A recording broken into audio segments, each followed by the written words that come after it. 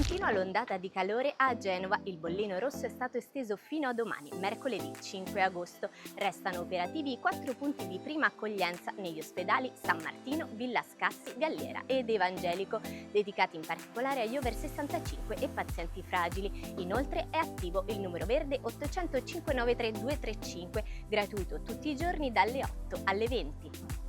La bambina trasferita al Gaslini dopo il grave incidente avvenuto a Catanzaro lo scorso aprile è ufficialmente fuori pericolo. Dopo un complesso intervento di ricostruzione dell'aorta toracica, la piccola ha recuperato pienamente le funzioni vitali senza danni neurologici né deficit motori, un risultato reso possibile dalla collaborazione dell'Istituto Gaslini di Genova e l'azienda ospedaliero universitaria Dulbecco di Catanzaro. Riaperta a Fontanarossa di Gorreto la chiesa di Santo Stefano, luogo di culto risalente all'XI secolo. È stato concluso il primo intervento di recupero curato dalla soprintendenza che riconsegna alla comunità un importante bene storico e architettonico.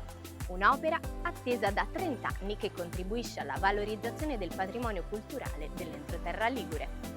Domani, mercoledì 5 agosto, Zoagli celebra la tradizionale festa della Madonnina del Mare, dedicata ai marinai e a tutte le persone che vivono al mare. L'edizione 2026 ha un significato speciale perché celebra i 40 anni dalla posa della statua subacquea, recentemente restaurata. In programma celebrazioni religiose, la processione, lumini sul mare e alle 23 lo spettacolo pirotecnico conclusivo.